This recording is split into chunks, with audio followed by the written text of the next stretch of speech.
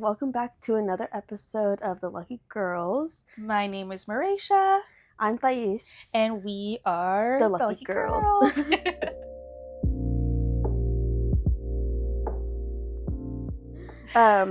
Today's episode, we're going to be talking about sister duos that we relate to. We have two in mind, but we might think of more. Maybe. Yeah. Yeah. I also wanted to just shout out Thais' coworker. I'm hoping that the audio sounds better today. Oh yeah, because we have microphones. Yes, we're hoping it sounds better. Yeah, slowly but surely we're trying to build up our equipment. But you know, everyone starts somewhere. So thanks. We're just too excited to start recording. Yeah. We're just like, it's fine. People will listen if they want. And I mean, you guys have been here for the last 3 episodes now. By the time we publish this, we'll have 3 episodes already. Mm-hmm. So just thank you for everyone who's been here supporting us and being excited and giving us feedback. Mm-hmm. This was really scary. So yeah, we're putting ourselves out there for people who are very, I think we're outgoing in a way, but not publicly. We're also really critical of ourselves. So everybody is. I think that when you even recording, we're recording and we'll be editing and we look at ourselves. So I'll be recording or editing and I'm looking at myself. She's looking at herself. She's like, "Ew, why did I do that?" And I'm like, "I don't even know what you did because I was looking at myself." Yeah, but then it's funny because then I'll be like, "That's funny. Why did I do that? You should zoom in on that." Yeah. And we just giggle all the time. So we may have to do eventually a little reel blooper or TikTok blooper type thing of us editing because we think we're so funny, but we're laughing while we're editing. And all the parts where we're laughing again, and then we listen to our own podcast, and then we're laughing again. Yeah, and people probably listening or watching, they're probably like, "That wasn't even funny." Right. But that's just us. We laugh at everything with each other. But yeah, so just a quick shout out. Thank you so much for being here. Yeah. This will be our 4th episode. Yay. So yay! All right, so let's get into it. My favorite duo sibling that we relate to is the Luis and Tina, I think. Mm-hmm. Especially right now, I'm watching Bob's Burgers. I'm rewatching and watching it and it's full. And there's so many things where I'm not even just Luis and Tina, but I feel like we are that family as well. Yeah, definitely. Because we also have a little brother. Yeah. And he has always been especially when he was young, right? He was like the little brother too in some ways. Just not necessarily. I would say he was a little bit annoying, our brother, but at the same time he was so funny. I was actually just thinking about him the other day because you sent me a TikTok of this little boy dancing, twerking or something, and it reminded me of Adonis. Of Adonis, where he'd be like, and he just dances silly, especially when he was younger. He was very I don't know. He was not bashful. He had a lot of confidence in himself. Or he seemed to be confident because he didn't care to be silly. He was a goofball. Yeah, he was such a goofball. And I would say he still is, but as he's gotten older, he's gotten a little bit more reserved. Yeah. And I think that sometimes those videos do remind me of Adonis. Just because it's I remember when he would randomly come into our just the videos that we would watch on YouTube where they're what was the little stick figures? Oh, stick figures on crack. Yeah, stick figures on crack, and they would be do do do do, and then they'd be dancing kind of silly. Yeah, I feel he would come into our room and randomly dance like that. Yeah, and so I think that was just he is silly like Gene. Mm-hmm. Gene, that's his name. Yeah, Gene is I was talking to Rinka, and because she also loves Bob's Burgers, so we're talking, and Gene is kind of underrated. That's what I told her. He has good one-liners. Yeah, I feel that's how Adonis is. Adonis has really good one-liners. He's very funny. Mm-hmm, mm-hmm. But yeah, that one when we were having dinner and he randomly was like, "Thais is growing boobs because she wants a man." That is exactly something that Bob's Burgers would have. Yeah. Why did they say that? Why did you say that? And we were just what? And then he just continued eating his food. We're just okay. But yeah. But as for Tina and Luis and you and I think sometimes even the roles are switched when I'm watching it. Yeah. There's an episode that I just recently watched where Tina is a hall monitor, and not that I feel like that's something I would do when I was younger. And I feel like in the situation, I feel like usually you're more Tina and I'm more Louise, but Yeah. in this episode, I feel like it was a little bit more switched. Because Tina was like very serious about her role of being a hall monitor, and so she was trying to take down the character Zeke, and Zeke wanted to steal like the mascot suit to like wear it for his dying grandma or something like that, and or like she's not dying, she's going to surgery or something, and she was Okay. like she really likes mascots, I guess, and so he was stealing the suit, and she was like trying to take him down the whole episode basically, and she eventually saw Luis and Jean walking in the halls when they weren't supposed to, so she like basically gave them like a little ticket, like That basically is you. telling them to get in trouble, Especially when you were younger. and so then they got mad, and so they were like, "You're our sister, like why are you getting us in trouble?" And so they're basically like, we know how it is," and so they were like not gonna help Tina, but then eventually she's trying to take down Zeke, but Zeke escapes her. And so she goes to her siblings. She's like, I need your guys' help. And Luis is like, no, because blah, blah, blah. But then she's like, okay, I'll make you a deal. If you give me a hall pass for the whole year, I'll help you guys, or I'll help you. And this whole episode, Tina is like taking control. I feel like that's kind of me. Like I want to take control a little bit more than you do. And you're just like, okay. Sometimes I am more go with the flow, but I think that I like a little bit more bossy than you. I think, yeah, especially that has really come out with our podcast right now. Yeah. And honestly, it doesn't hurt my feelings. I'm more so like, I trust you. I trust you to make like the best decisions for our show.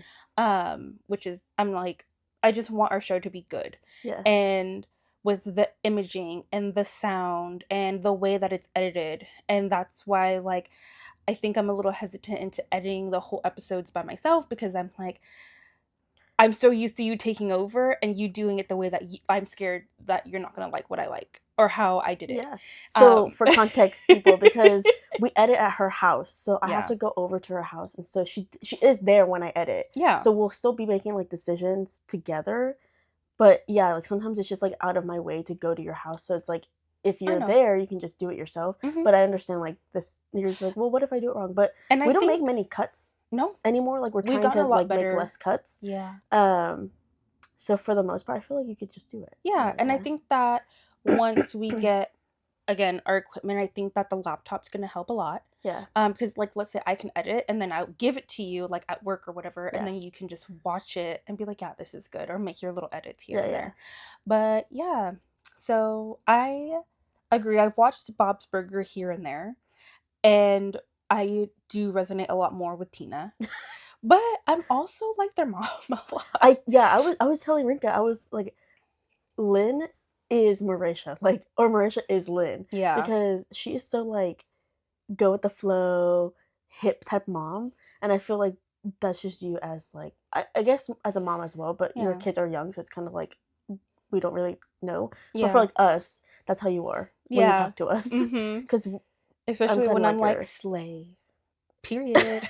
Yeah, when you use your Gen Z. Awful Gen Z slang. Yeah. When I was in the dance show this past weekend, I was the only mom in the dressing room and the only millennial in the dressing room.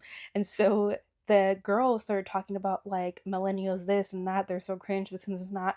And I'm just like in the corner reading Onyx Store and being like, oh my God, I hope they don't, I'm just not going to say anything, like, because they don't realize that I'm not Gen Z. Because I was talking to the other girls about TikTok and like things like that. Because you're still involved. Right. And I explained to them that like, although I'm a lot older, I have siblings who are Gen Z that keep me up to date with the culture, I guess. Yeah, but I am Lynn. It's so funny. And she's she does a lot of like breakouts and singing. Oh yes, and she likes to perform, and I feel like that is you. Sometimes you'll like do that, and there's been a few episodes where she literally was just in a dance show. Yeah, but she tries to like revive her old band when she goes to Yes, her I like watched that episode. yeah. I watched that I feel like episode. that's something that you would do. Yeah, it would be. But yeah. The other duo that we talked about was Nani and Lilo. And that one's a little bit more like serious because it's rooted in that Nani is the older sister by a lot, and she ends up being Lilo's guardian. And everything that she did, but mind you, she was like 18 years old, 19 years old. She was trying to get a job, but because Lilo needed so much hands-on because she was so little, that she would have to prioritize Lilo so that, and like lose her job because she'd have to leave or whatever. And everything that she did was for Lilo, to protect Lilo. And Lilo just never, like, she never got to, I think, process her parents being gone because she was so young when that happened, when they died. And she just thinks that Nani's being her annoying big sister and trying to tell her what to do, or doesn't understand her. And they're both dealing with grief in a different way, where Nani has to step up. She didn't have time to deal with her grief. She had to be there for her little sister. And Lilo's in this stage of a lot of rebellion, and she has a lot of freedom, but lacks guidance. And so she like acts out, which is normal for what a child who's lost both of their parents would be. She? 5? Yeah, 6? she's like 5 or 6. She's young. Yeah. So I was actually thinking about this last night and like tearing up about it, because everything that I've ever done was to protect you and Adonis. And I was like thinking, when you were first born, you were probably like a few months old, but you really couldn't like do anything. You were just a blob still. And when mom and dad were younger, they fought a lot, and they were really like volatile. And so this one time, like, this is like a core memory for me. This one time, mom and dad just like laid you down on the floor, like in our hallway, so that they can go somewhere else to fight. I don't know why they didn't put you in a bed, but but I remember like opening my door because you were screaming, crying. So I opened my door and I see you. Mind you, I'm like 8 years old, 7. No, I was like still 7. Probably 7, closer to 7. Because you were only a few months old. So I remember like opening the door, rushing over, picking you up, running back into my room and closing the door, and like calming you down. And eventually I got you to sleep. And like, since the day you were born, basically, I've always just protected you and Adonis. And this went on for a lot of years because you guys would get scared. And so it just makes me think about a lot as being an older sister and like caring for you guys. We have a big age gap, so you've definitely been like the cool mom figure in a way, because you're still like our sister. We obviously know that we're sisters, but I think because you are so like, you have such a big age gap, you still have, and I think naturally you have a really nurturing do you want a tissue? Yeah. Sorry. Yeah. I think this one got pulled out earlier. We're gonna need a lot of tissues for this episode. We're emotional. Yeah. You a little especially bit more. Me.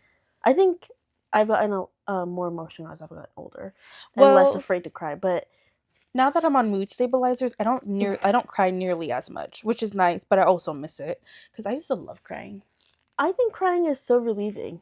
It is. I cry all the time. But I feel like that now, like, this is so off tangent, but I'm able to process my feelings a little bit more and not just like burst out into tears or rage or anything like that. Like, I still have feelings, but they're a little bit more controlled. Yeah.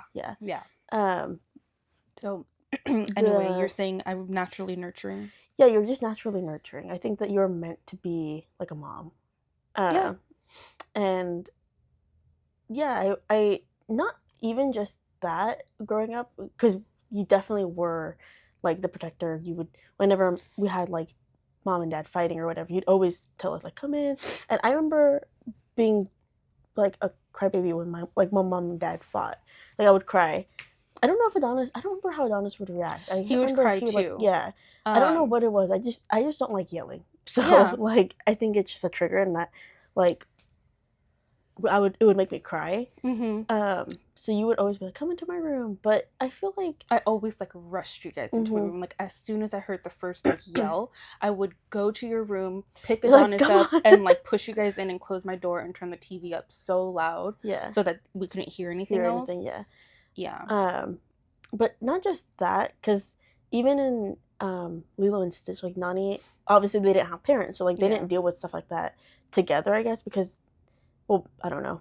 Obviously, it's just a movie. It's fictional, so like we don't know what happened before. With, like, but poverty, CPS. Yeah, and we didn't deal with those things. But I think just in the plot of Lilo and Stitch, because we don't see too much of like the beforehand, I think that Lilo like acting a little crazy, and I guess I didn't act like super crazy, I think, but I was definitely like sassy like Lilo. You were also pretty mischievous too, and secretive. I was definitely secretive, and I don't know if was I mischievous. Would you consider me mischievous though?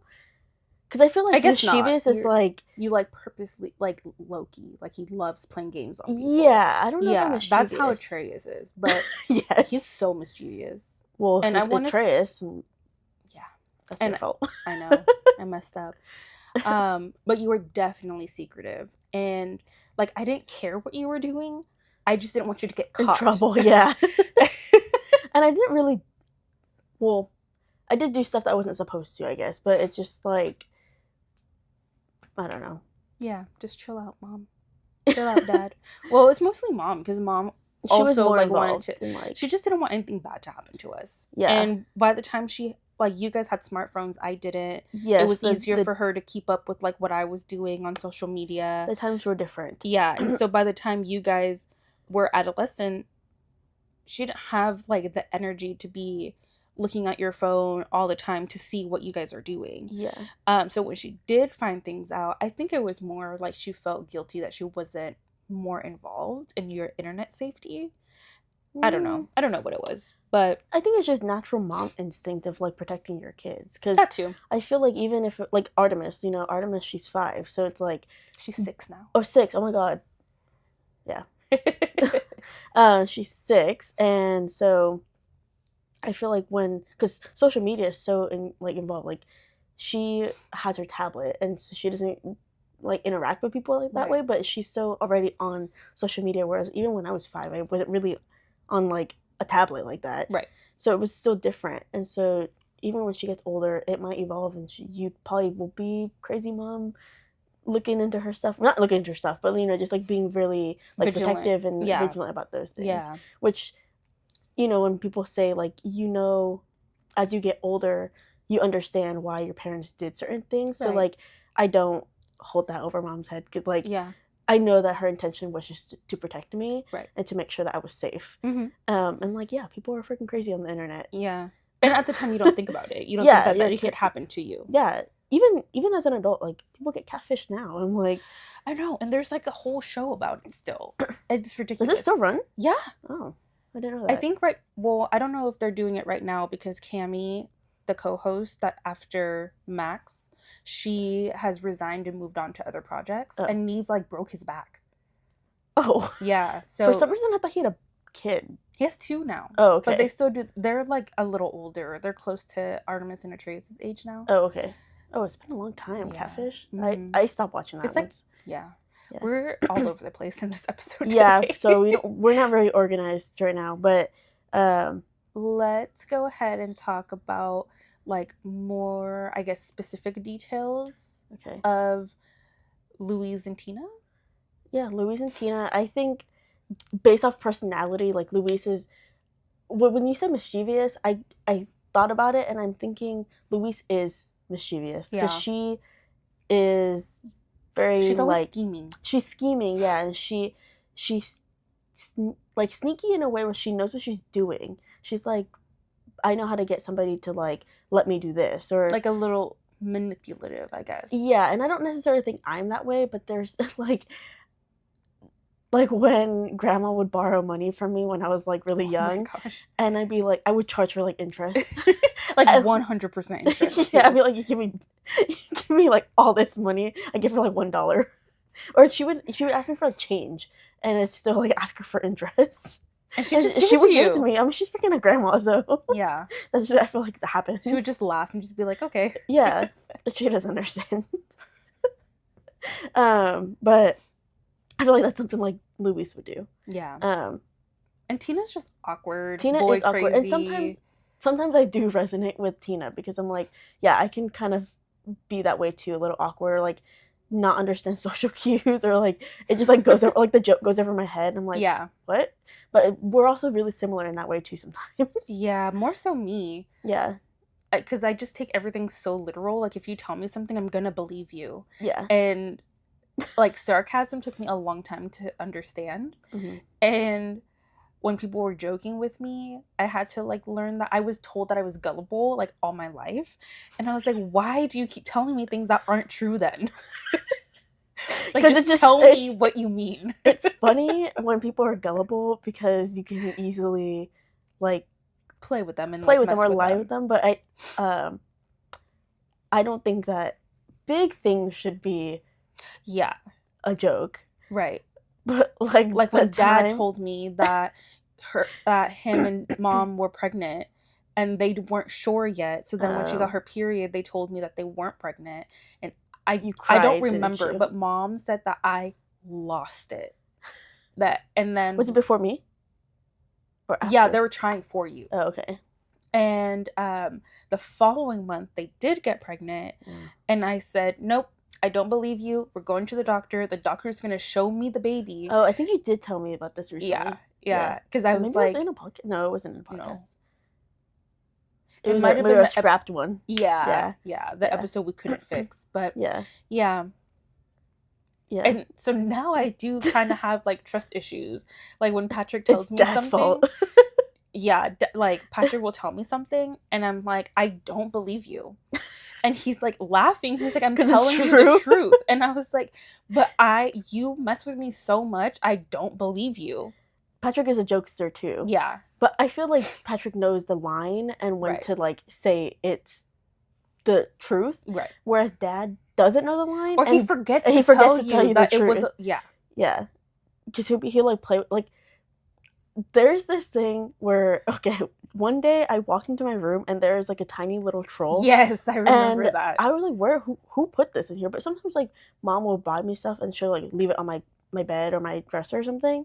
And so usually I'm like, I know when it's Mom because it's like she'll buy me like a body scrub and I'm like, okay, Dad did not buy me that. Right. So I thought the troll was like definitely something Dad would do. And so I went downstairs, or no, Adonis came out the shower and I was like, do you know who put this troll in my room? And he was like, no.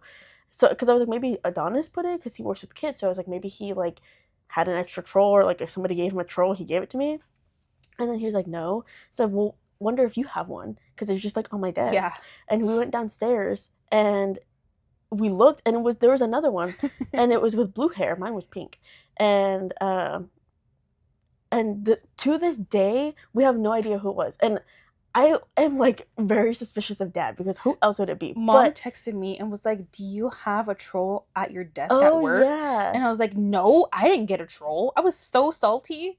I think I gave you a troll eventually. Yeah. Because I bought some after that. Did I give you a pink one? Mm-hmm. Okay. Do you think Dad is like Bob? Dad is similar to Bob. I think he is because Bob is very like how do I describe Bob? Because he's very involved in like the humor and the jokes. It's for Bob's Burgers, like But I think when it comes to, like the family chaos, he's never like involved in any of like the actual scheming. He just gets dragged in based off what the family does. True. And I think that naturally, like the jokes that they have, the conversations they have, he is more on the quiet side until he'll say like something like hella OP. Yeah, or like not even. He doesn't really say too many things out of pocket, but like he is just like done with the family's drama. He's just very like no, Louise, that's not, or And I don't know, he Come just on, Gene. yeah, like he's not. That's kind of like how Dad is. Dad is Yeah. very like dry and like kind of whirled into our like conversations, And and he'll he's make just there, and he'll smile or giggle, yeah, and he's listening, but he's not really like engaged involved. in like the actual conversation. Right. Yeah. Yeah. And so he is kind of like that, but I feel like sometimes I'm watching the episode, and because Patrick has been in my life since I was 10, so 15 years, that's a long time. I think he's kind of like a dad figure for me too. Yeah. And so I call you guys like my second parents. So it's like I even watch it and I'm like, this is so Patrick. Like some of the things that he says or like does, I can't say anything super specific because I can't really, I don't retain stuff very easily. Yeah. But like in the moment, I'm like, oh, that's so something like Patrick would do or like say. Especially when Lynn and Bob have scenes together or like moments together. It's so you guys. Yes, because Lynn is so like theatric. Yeah. Yeah. Yeah. And Patrick's just like, okay.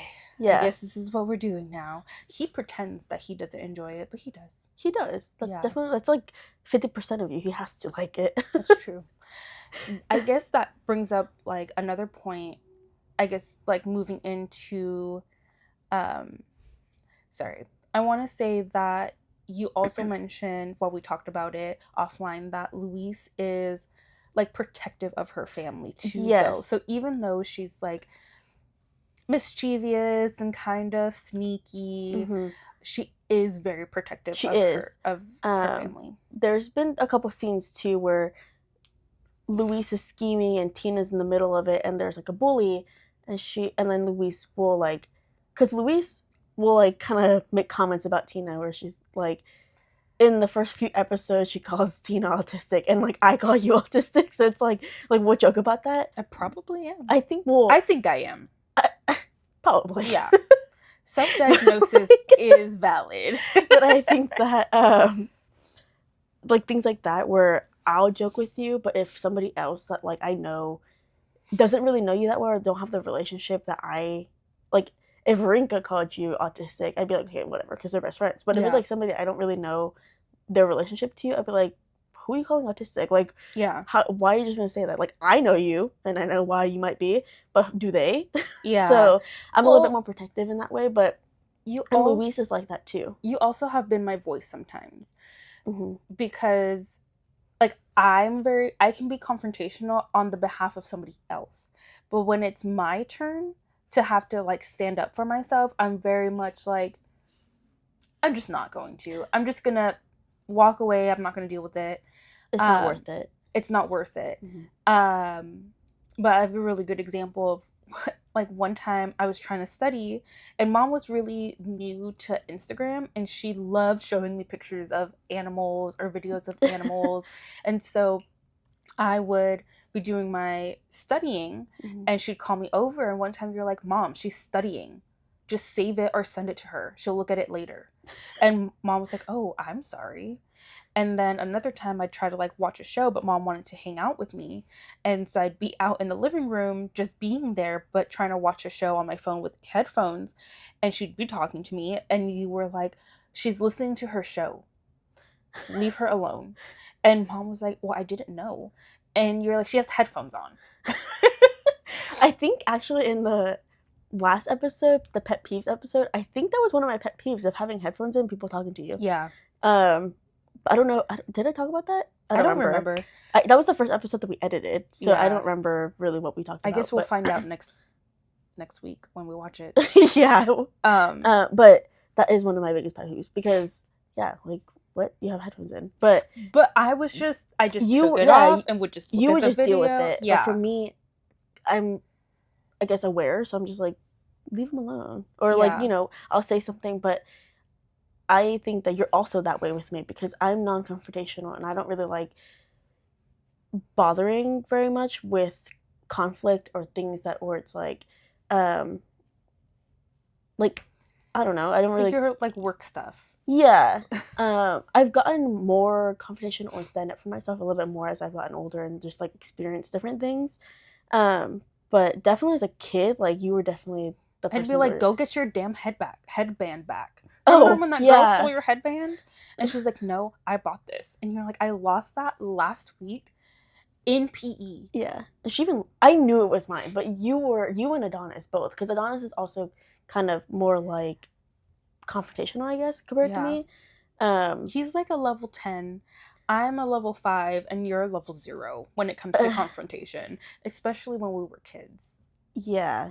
But Luis is definitely protective, and she, not just with Tina, just in general with her whole family. Yeah. And not that you aren't either, but I am really family oriented, and I think that, like, although I'm not verbally affectionate and, like, even physically affectionate, honestly, like, I don't really hug or, like, tell you guys I love you or, like, do more than that. I tell you I love you, but it's like... I know. Yeah. I know. Because like, I do it more in my actions. Yeah. So... Like, when you're like, do you want to have lunch with me at work today? I was like, my sister misses me. Oh, I still have to send you the money. Oh, it's fine. $8. It was freaking... Yeah, it was $6. Like, well, okay. Yeah. But I think that Luis is very protective of her whole family. Yeah. And so I think that sometimes that comes out in me a little bit. Like, but Tina definitely steps up when she needs to. That girl is sassy, actually. Oh, yeah. There's, in the first couple seasons, I think she's a little bit more low key, but there's been episodes recently where I've been watching. I'm like season 6 or 5, and there's some episodes where she gets feisty, she gets angry, and like even Jimmy Jr., her crush, she like, I don't know why she likes him low key. Like, she only gets attention from him when he thinks that she's interested in somebody else, or he's like one of he those, needs somebody. red flag. Yeah. Red flag. And he's just like so absorbed with his best friend Zeke, and then like he likes dancing. I know. I copy his dances all the time. The episode where I think like he's a cool character, I guess, but when it comes to their dynamic, he like takes advantage of Tina's attention, and there's been episodes where like things are serious for her. She's trying to like do something, and he's like, Jimmy, no. And like she'll like give him attitude. I'm like, oh dang, even the crush is getting it. Like, I feel like I would be nice to my crush probably, no matter what. Yeah, I remember when Patrick and I first started dating, I was so sassy towards him, and like you guys would be like, "Is Patrick okay? Like, do we need to save him from her?" Or you'd be like, "You're so mean to him," and I'm like, "Well, he's being dumb." Patrick is constantly catching strays in her episodes. Poor Patrick. I know, he just shouted us out on his recent podcast. Oh, did he? Yeah, and okay, it was so sweet, and I was like, watch the Palabro brothers. The Palabro brothers. Palabro bros. The Palabros. If you're into Monster Hunter and all nerdy video game stuff, they're your guys. The shout out. I haven't listened to the shout out that he gave us. Sorry. Look like you're talking to your boobs. With microphones. Yeah. I haven't listened to his newest podcast, but when I went on YouTube just now, when I was looking for how to set up the mics, I was watching it. Oh. Yeah, so I haven't gotten to that part. But was it a nice shout out? It was. And he like put little, ours is probably so lame compared to theirs. His. Oh well. He put what? What do you think people are going to be interested in that? I don't know. We'll see. Maybe they have partners or boyfriends that like it. Yeah. I don't even know what that is. Oh, we do have a listener who will like Patrick's podcast. So, and now that he watches our episodes every like launch date or like every time they drop, first thing in the morning when he goes to the gym. Nice. So when he listens to this, he's like, "That's me." Shout out to you, whoever you are. Well, I know who he is, but yeah, for me, I don't know. But so, yeah, poor Patrick catching strays, but he. Yeah, I'm very sassy. I used to get in trouble for it all the time, and I just can't help it. Sometimes I just don't hear myself, or the tone just comes out wrong. That naturally happens because I'm that way too. Yeah, yeah. I definitely I have instances with Adonis where I've tried to become more aware of it because I I understand where he's coming from. Yeah. But one time he like he acknowledged my scoff, and he was like, why do you just like always laugh at everything? And I was like, what do you mean? And he's like, well, you're saying something and you scoff or you like laugh after, so it sounds sassy. And I was like, oh, I just think everything's funny, so like when I say things I kind of like laugh at the end, but I didn't realize I did that. And so now I'm like, oh, I kind of do that. And I can understand why it would come off sassy, because like I'm telling you something and then it's me like at the end, like it sounds like I'm like being sassy about it. Yeah. So I think it just naturally happens where you're not really aware of the things that you do. And so it's good to have somebody call you out. Yeah. And I definitely, I hope that I'm a lot nicer to Patrick now. And I think that I have been more conscious about it, because he is a really good guy. And like, so in Lilo and Stitch, it's not just Nani and Lilo. She has, I can't remember. What's her boyfriend's name? I don't know, but he's sexy. Well, I was going to say that he... Oh, were you going to say what he was Patrick? Yeah. Okay, well, Patrick looks nothing like that guy.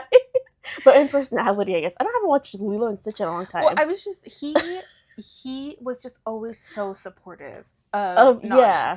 And he wanted to date her, and she's like, no, I'm busy. I have to deal with Lilo. I have to get a job. I don't have time for, like, to be in a relationship with you. And he never gave up, and he was just there for her and Lilo the best way that he could. And Patrick was that for you guys. Like, if I could, he'd pick you guys up from school, he'd take you to the orthodontist, he took you to your first interview with GVRD.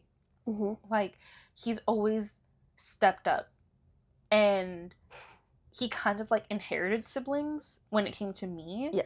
And at the time when we first met each other, he didn't quite know like how important you guys were to me or how close I was to you. And he was on board quickly, though. And he was very involved really quickly. Because I low-key don't remember like my teen years without Patrick. Yeah, he was at all your events, softball games, Adonis's like wrestling. He's been to all of our graduations. He helped you guys move. Parties. And almost killed himself a couple times doing that. Patrick has been definitely like our second dad figure. And I could see that comparison to whatever Nani's boyfriend's name is. What is his freaking name? It'll come up to me after we stop recording, I'm sure. Because I haven't watched it in a long time, but now that you're talking about it, I do kind of remember him being like and pretty like, involved. And he would like find jobs for Nani, like, oh, really? Hey, I got you an interview for this place, they're hiring, like, let's go.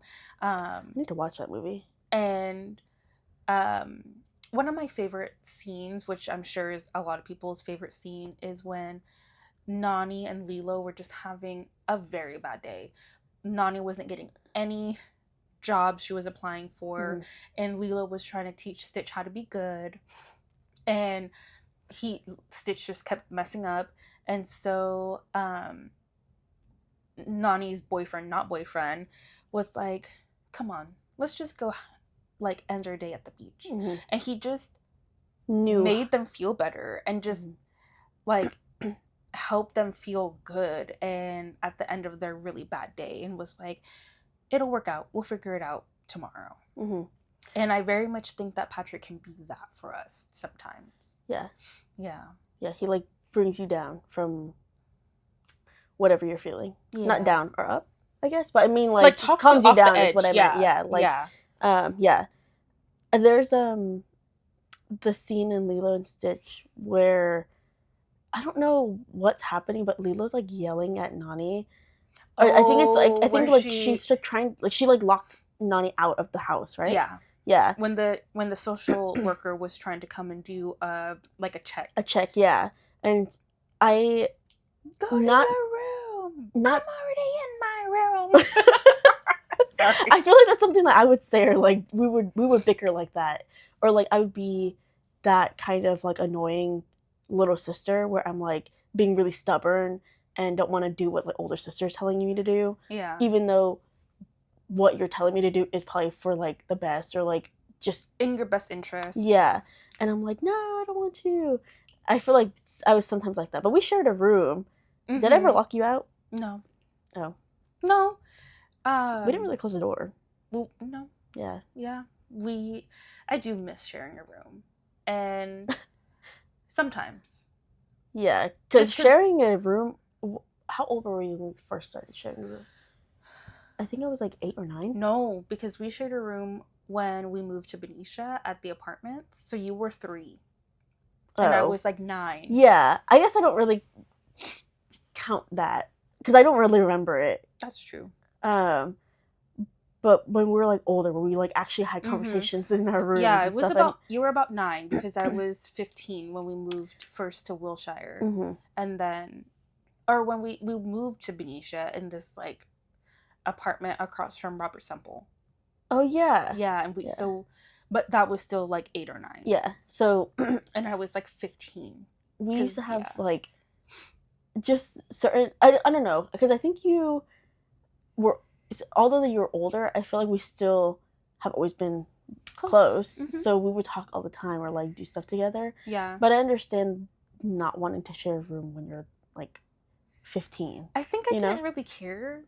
I think it more mattered when you had like friends over. You wanted like your own space. That would make more sense. Yeah. But you didn't really hang out in the room. You were very like a living room person. I'm not that way. I'm secluded in my room all the time. Still now to this day. Both my kids are living room kids too. And I still am not a room person. I still, like when I'm in my room, I'm thinking, I don't want to be in here. I just want to be downstairs. So I talk a lot to Patrick about when we like get a new house that I really want a loft because it'll be my space, but I'm still not locked away in my room. Yeah. But yeah, anyway, do you have any other sibling duos that you think that we kind of relate to? I was trying to think. There's so many sister duos or like just sibling duos. Yeah. But I can't really think about any that like that I really resonate with. Yeah. Right.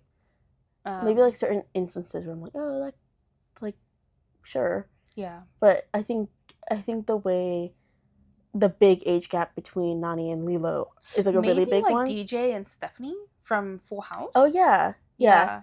Because they shared a room. And when DJ moved out of her room, Stephanie was so sad. Yeah. And then they grew up to be really, really close still in Fuller House. And I really think that we were like that. And one episode that comes to mind for me is when DJ gets invited to a pool party and she wants to lose weight. And so she stops eating and she works out. I was just thinking about that too. And like Stephanie clocks it before they even go to the gym. And when DJ faints, Stephanie was like, she's not eating and she's trying to... She was really scared. Yeah. But like she also, although she was younger, wanted the best for her sister and protected her and looked out for her. And like when DJ got her room, it kind of reminds me of when I moved out. And that was really a really hard decision for me. Yeah, because you were the protector of the like siblings, and so like for you to move out, you were probably like, I felt like I was abandoning you guys. And like leaving us. And I think about that even when I plan to move out. Like Adonis is a grown adult now. Like I know that he'll survive, but I still think about like if I moved out before him, and he'll be alone with the parents. And, like, that's fine, but it's just, like, different. The dynamic's different when you're by yourself. And so, even that, like, I still feel, like, a little bit of guilt thinking about, like, moving out, too, and, like, leaving him. So I can imagine, like, when you were moving out or planning to do that, it was probably like really hard on It your was decision because it was making. more of like an urgency. Mm-hmm. It wasn't the plan to move out as fast as I did, Mm-hmm. or even in that year. Yeah. Everything happens for a reason. I feel like it was fine.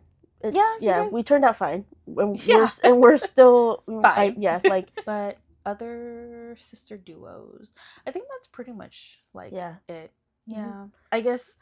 I guess maybe our listeners can tell us what sister duos either they relate to, or maybe like anything that we relate to. Yeah.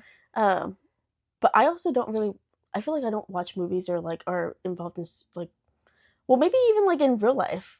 Yeah. Because I'm thinking like the Kardashians. Not that we were really like Kardashians or anything, but like I was thinking, okay, I guess we could relate to people who are like actually real. Yeah. But I didn't think about that. Me neither. Yeah, the Kardashian Family. I would say that you can be like Kourtney. I was gonna think very that too. much like Khloe, even though Khloe's the baby.